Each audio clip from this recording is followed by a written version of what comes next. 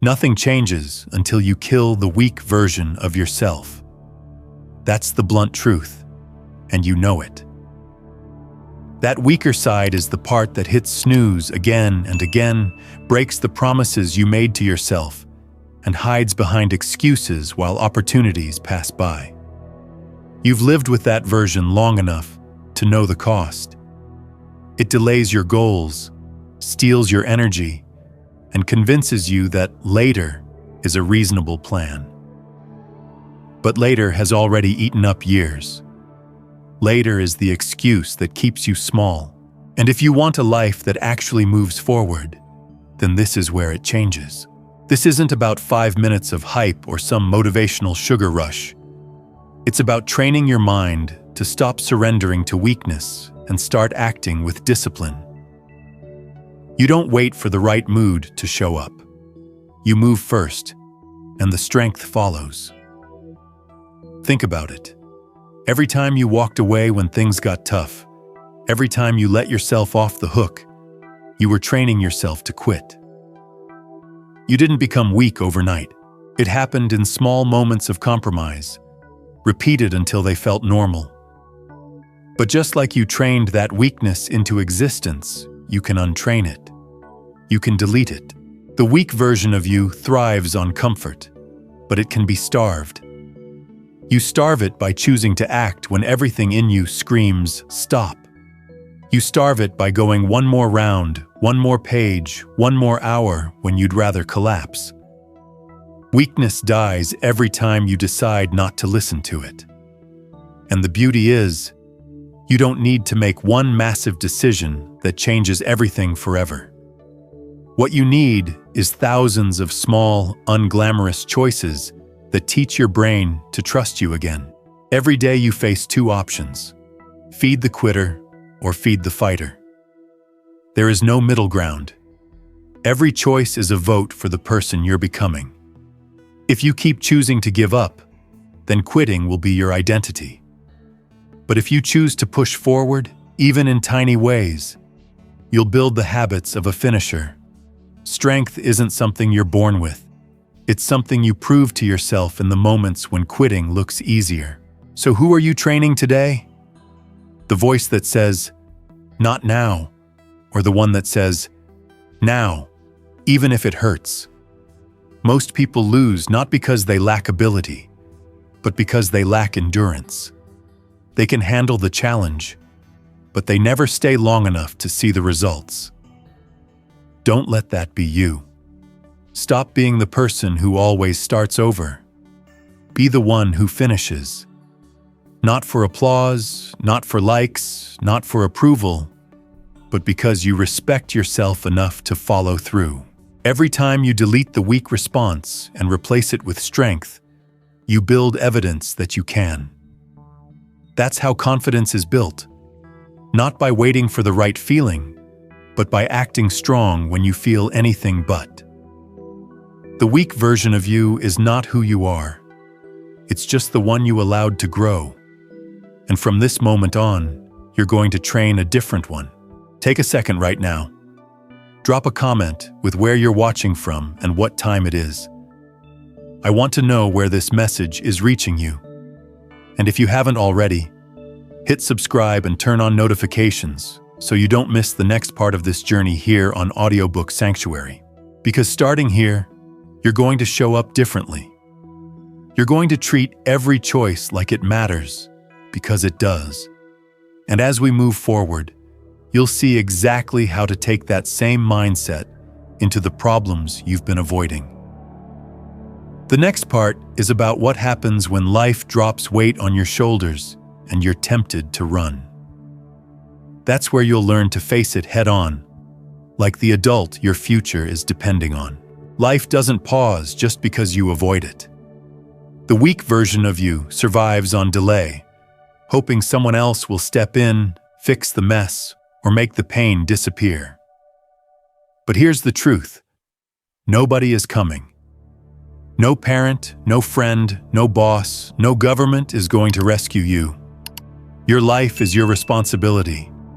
And until you face that head-on, the weaker self will keep running your days. Being an adult isn't about age. It's about mindset. Some people are 40 and still act like children, ducking responsibility and blaming everyone else. Others are in their 20s but carry themselves with discipline, ownership, and clarity. The difference is simple. Adults face their problems, while children hope their problems will vanish. If you want to step into strength, you have to start acting like an adult who owns every part of their reality. Think about the stress you're carrying right now. How much of it comes from issues you keep dodging? Bills unopened, conversations avoided, habits left unchecked, goals you claim to care about but haven't touched in months. Those things don't shrink when you ignore them. They grow. They collect interest. They pile up until they feel too heavy to face. And that's how the weak version of you stays alive. It feeds on avoidance. So what's the move? It's simple, but not easy. You stop pretending. You stop sugarcoating. You admit what's broken. If you're out of shape, you say it. If you've been lazy, you call it what it is. If you've been hiding behind excuses, you strip them away. Clarity is the starting point of growth. Without honesty, there is no foundation to build on. Then you move, one issue at a time. Don't try to fix your entire life in a single day. That's a setup for failure. Instead, you simplify. Pick one thing that needs to be handled and do it today. Pay the bill. Make the call. Start the workout. Face the truth. Tomorrow, do the next thing. Progress is built in layers, not leaps. And every layer is proof that you can handle more than you thought. When you live this way, something shifts inside. You stop being reactive. You stop falling apart when something unexpected happens. You start becoming solid, reliable, someone you can trust. And that trust is priceless. It's not about appearing tough for others. It's about building a life that doesn't collapse every time stress shows up. That's what being an adult really means. Refusing to let your emotions dictate whether you follow through. It doesn't mean you stop feeling. You can cry. You can feel frustration. You can admit you're scared. But you don't stop moving. Emotions are signals, not orders. They can inform you, but they don't get to control you. Weakness says, "I'll act when I feel like it." Strength says, "I'll act because it needs to be done." Which one will you choose? Set a boundary with yourself. I will not run anymore. I will deal with my responsibilities like someone who values their life. That's self-respect. Respect isn't built on affirmations. It's built on consistent action, even when nobody is watching.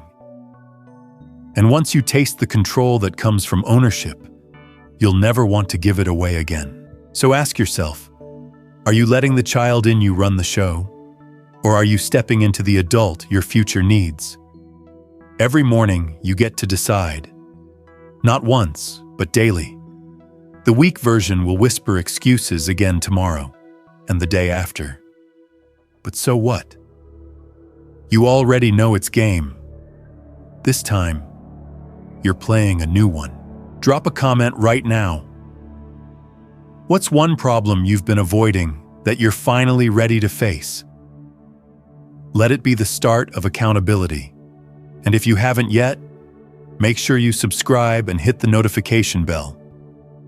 This series is about building strength one decision at a time, and you don't want to miss the steps. Because once you commit to handling problems like an adult, you'll realize something powerful. You're not stuck. You're just unpracticed. And the way to change that is action, even when you don't feel ready. That's exactly where we're going next. Learning how to force movement when you feel frozen, so the weak version can't trap you in hesitation anymore. Feeling stuck is one of the most dangerous places you can live in, because it tricks you into believing that waiting is progress. You think you're being careful, that you're planning, that you're giving yourself time. But really, you're just circling in your head while life keeps moving without you. The weak version of you thrives in that paralysis. It whispers, "Not yet. You're not ready. Wait for the spark." But that spark never comes. Not unless you create it. Being stuck isn't proof that you can't move forward. It's proof that you've been letting emotions run the show. You don't need a different plan, a perfect setup, or another round of motivation. What you need is to move, even if it's messy, even if it's small. Motion beats everything. It beats fear, it beats hesitation, it beats perfectionism. Because once you start, your brain shifts from imagining into doing, and that's when momentum begins to build. Think about all the times you felt powerless. It wasn't because you were working too hard. It was because your energy was trapped inside you, going nowhere. The cure isn't rest. The cure is movement. The longer you sit still, the heavier everything feels. But the moment you take even one step, you break the freeze. And suddenly, the story changes. You're no longer the person thinking about change. You're the person living it. So here's the truth. You must force yourself to act. Not because you feel ready, but precisely because you don't. Everyone feels fear. Everyone feels doubt. The difference between those who grow and those who stay stuck is simple. The growers move anyway. They pick up the phone, start the workout, write the first page, have the hard conversation. They don't wait for emotions to align. They let action lead the way. And yes, it will feel uncomfortable. Your body will resist. Your mind will argue. But discomfort isn't the enemy. Discomfort is the price of growth. Every time you act despite the voice telling you to stop, you build strength. You stack evidence that you can handle more than you thought. And with every repetition, the weak version inside you loses ground. Waiting for clarity before you move is like waiting for the rain to stop in the middle of a storm. Life doesn't work that way. You go anyway. You push forward in the storm, and that's where resilience is built. Most success stories have a chapter where someone acted while terrified, confused, or unprepared. That's not failure. That's the path. So when you feel stuck, don't ask, "How do I feel?" Ask, "What needs to be done?" Then do it. That shift is everything. Feelings are temporary, but actions leave a permanent mark. And the best part? Action creates new feelings. You start tired, but after moving, you feel energy. You start doubtful, but after finishing, you feel confidence. You start scared, but after stepping forward, you feel courage. Let me ask you, how many of your dreams have died in hesitation? How many times have you said, "Tomorrow," but tomorrow looked exactly like today? It's not because you lacked talent. It's because you gave hesitation more power than action. But that pattern ends the moment you decide to act without permission. You don't need the perfect mood. You don't need certainty. You need movement. Drop a comment right now. What's one small action you can take today, even while feeling stuck? Write it down, then go do it. And don't forget to subscribe and turn on notifications. This is where you'll keep building momentum, step after step, so you don't fall back into hesitation. Because once you understand how to force action, you'll be ready to tackle the deeper trap, the one that feels good in the moment, but robs you of your future. That trap is comfort, and it's the silent killer of discipline. In the next part, we're going to confront it head-on, and you'll learn why saying no to comfort is the most powerful yes you'll ever make. Comfort is the most dangerous addiction in the modern world, and it's one most people don't even realize they've chosen. It doesn't look like destruction at first. It looks like sleeping in for just a little longer, skipping the workout because you've earned a break, or scrolling your phone for hours while your goals collect dust in the background. Comfort convinces you that everything is fine while it quietly steals your future. The weak version of you thrives in comfort. It wants the couch instead of the gym, the quick excuse instead of the difficult step, the easy escape instead of the honest effort. And the more you say yes to it, the more normal it feels. Before long, you're living a life that looks safe but feels empty. You know there's more in you, but comfort has numbed your drive. Here's the truth. Comfort isn't neutral. It's not just a harmless indulgence. Every time you give in, you reinforce weakness. Every time you delay, you shrink your potential. Comfort isn't a mood, it's a decision. And if you don't decide against it, it will decide your life for you. So how do you break free? You draw a line. You stop negotiating with the voice inside that whispers, "Relax, you'll do it tomorrow." That voice doesn't care about your future. It only cares about feeling safe right now. The stronger version of you has to take the lead. Every time comfort calls, you respond with a clear no, then back it up with action. Will it feel easy? No. Comfort has been your default for years. It will fight back. But habits are built and broken the same way, through repetition. Each time you reject comfort and lean into discomfort, you build discipline. Each time you choose the harder path, you teach yourself that you're capable of more. Slowly, discomfort becomes your new normal, and with it, growth follows. Think about the regret you've carried from giving in to comfort. The guilt of skipping commitments. The disappointment of letting another day slip by. That weight lingers far longer than the temporary relief comfort gave you. But the good news is this. You don't have to keep living that cycle. You can choose differently now. Here's the shift. Stop asking whether something feels good in the moment. Start asking whether it serves your future. If it only serves your feelings, walk away. If it serves your growth, step in. It's that simple and that hard. Most people won't do it. Most people will keep choosing the easy road and wonder why their lives never change. But you're not most people. You're here because you've decided to rise. This doesn't mean you'll never slip. You will. But the goal isn't perfection, it's commitment. Every time you return to your standard, every time you say no to comfort after saying yes for too long, you reinforce the strong version of yourself. That's maturity. That's leadership. That's living with intention. So when tomorrow morning comes and comfort whispers, "Stay in bed," you say no. When comfort tempts you to procrastinate, you say no. When comfort suggests that your dreams can wait, you remind yourself that they cannot. Over time, that no becomes who you are. And when that happens, nothing can stop your momentum. Let's make this real. Comment right now with one area where comfort has been stealing from you.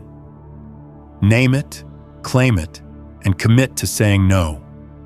And if you're serious about growing stronger, subscribe and hit the notification bell so you stay connected. Because this is not a one-day fight. It's a daily standard. Rejecting comfort isn't about being extreme. It's about refusing to settle. It's about proving to yourself that your standards mean more than your moods. And when you live this way, you stop being average. You stop being safe but unfulfilled. You start becoming unstoppable. And once you've drawn that line against comfort, the next challenge is even deeper. Learning to do the right thing even when it feels wrong. Because strength isn't just about rejecting ease. It's about honoring your standards when your emotions scream for escape. That's where we're headed next. Doing the right thing when it feels good is easy. Anyone can show up when they're energized, motivated, and excited. But doing the right thing when you're tired, angry, or afraid, that's what separates people who grow from people who stay stuck. And this is the battlefield where the weak version of you shows its true face. The weak version wants shortcuts. It whispers, "Skip the workout. You deserve rest." It says, "Stay silent in that hard conversation. Avoid the conflict." It suggests bending your standards just to feel better in the moment. And maybe that brings relief for an hour, but the cost is long-term regret. You know this pain, the sting of quitting too early, the weight of broken promises, the guilt of knowing you took the easy way. That is the tax of weakness. Strength is forged in those exact moments where you feel the urge to fold. When your body says stop, but you push one more rep. When your mind says avoid, but you speak truth anyway. When your emotions scream not today, but you show up regardless. That's where self-respect is born. That's where character is built. Here's the reality. Your feelings are liars. They tell you the hard path is impossible, but every time you walk it, you prove otherwise. They claim you're not ready, but every time you act, you get stronger. They warn you that discomfort is dangerous, but in truth, discomfort is the only path to growth. If you let feelings dictate your choices, your life will shrink to the size of your mood swings. But if you anchor yourself to what's right, your life expands with purpose and stability. Doing what's right doesn't always look heroic. Sometimes it's quiet, invisible, unnoticed by everyone but you. Choosing honesty when it would be easier to lie. Finishing the task when no one's checking. Resisting the temptation to compromise your values. These decisions don't make headlines, but they make you into someone you can trust. And when you can trust yourself, your confidence stops being fragile. It becomes unshakable. Ask yourself, how many times have you chosen the easy wrong over the hard right? How many times have you protected your comfort instead of protecting your standards? Every one of those moments trained weakness into your system. But the good news is, training works both ways.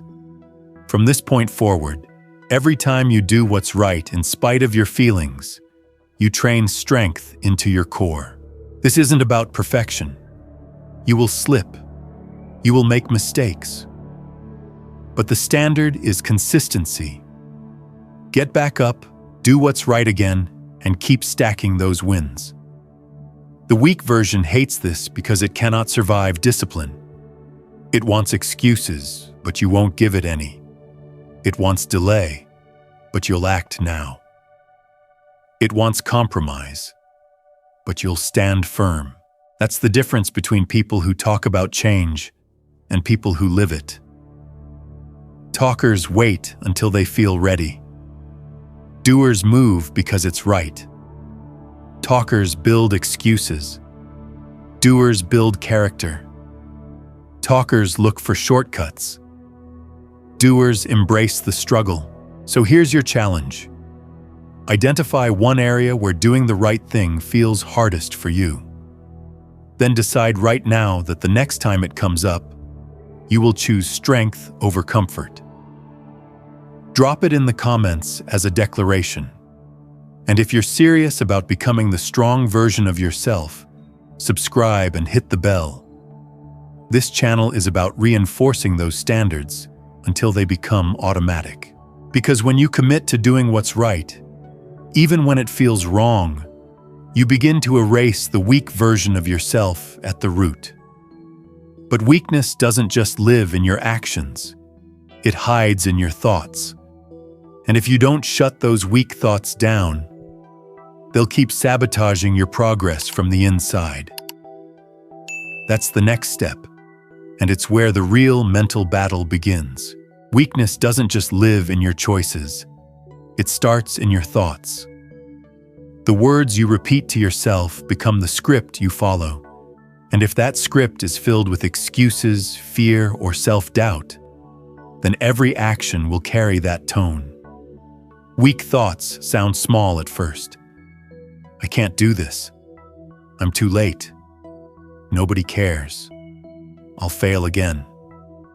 They slip in quietly, often when you're tired, frustrated, or afraid. And if you let them stay, they multiply until they define you. The strong version of you is already inside, but it gets drowned out by that noise. The voice that says, "Push harder, keep going, you can handle this," is real, but it's been buried under years of feeding the wrong dialogue. The solution isn't to debate with weak thoughts. It's to shut them down immediately. No negotiation, no discussion. You catch them. You replace them. You act differently. That's how you reclaim control over your mind. Think of your brain as a high-security zone. Not every thought deserves entry. If a thought doesn't serve your goals or standards, it has no place inside. You wouldn't let a stranger walk into your house and insult you, so why do you let your own thoughts tear you down? From now on, you treat mental weakness like an intruder. Catch it, call it out, and kick it out. This isn't about pretending you never doubt yourself. Doubt will come. Fear will come. But the key is what you do next. When your mind whispers, "This is too much," you answer, "I've handled worse." When it says, "Why even try?" you respond, "Because I refuse to quit." That's training. Just like your muscles grow through resistance, your mind grows stronger every time you resist a weak thought and replace it with a stronger one. But it doesn't stop at thoughts. Weakness hides in your habits too. Look closely at your daily routine. Where are you lying to yourself? You say you're working hard, but are you scrolling when you should be focused? You say you'll start tomorrow, but tomorrow keeps looking like today. Those little lies build into patterns, and those patterns shape who you become. The weak version of you loves to hide behind, "It's not that bad." But not that bad is the death of greatness. So call out the lies, write them down, expose the patterns you've been protecting, then replace them with habits that match the future you want. If you want discipline, build it into your schedule. If you want focus, strip away the distractions. If you want strength, practice showing up when it's hardest. Your habits are either training weakness or training strength. There's no neutral ground. And all of this leads to the most important decision of your life: choosing who you want to be and then becoming it. Not in theory, not in talk, but in action. You can't build a strong life on a weak identity. If you still see yourself as lazy, inconsistent, or average, every action will fall back into that story. The shift happens when you decide, "This is who I am now," and then you back it up with choices that prove it. Identity comes before outcome. You don't wait to feel like the strong version. You act like them until it feels natural. The person who wakes up early, who keeps promises, who doesn't flinch under pressure, that person already exists in you. You just have to stop being loyal to the weaker self and start living in alignment with your future self. So let me ask you directly, who are you choosing today? Not someday, not after you feel ready, now. Drop it in the comments. Write the words of the identity you're stepping into. And subscribe with notifications on, because this isn't just a video. It's a training ground for the person you're becoming. Because here's where it all comes together. Killing the weak version of yourself isn't about one big decision. It's about daily, repeated choices that align with the person you've chosen to become. And the longer you live that alignment, the more automatic it feels. Until one day, it's no longer effort. It's simply who you are. Decide who you want to be, then become it. That is the ultimate shift. It's not about waiting for confidence, because confidence doesn't arrive first. It's built after you show up.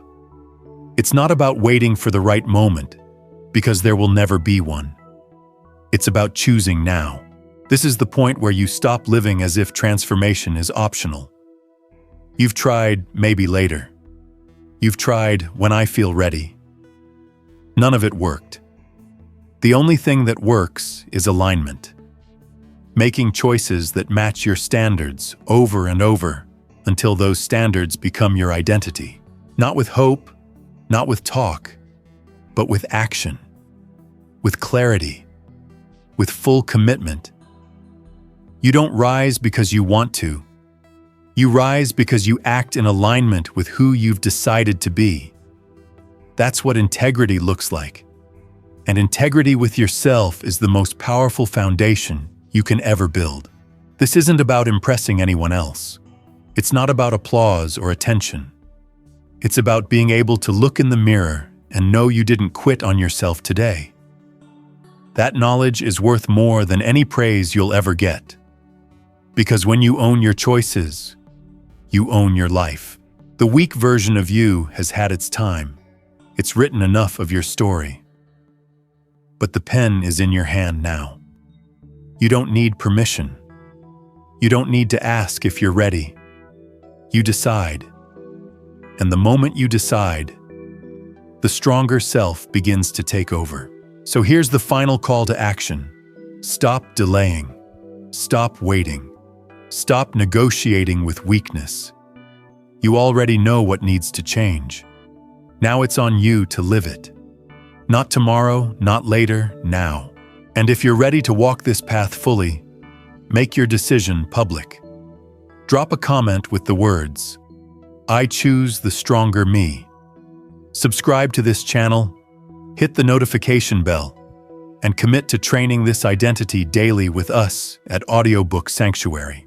Because the goal isn't just to act strong sometimes. The goal is to live so aligned with your standards that strength becomes natural, discipline becomes automatic, and follow-through feels like breathing. Until it's no longer effort, it's just you. That's when you'll know the weak version is gone. The strong one has taken over. And from that point forward, life stops feeling like a cycle of starting over. It starts feeling like progress.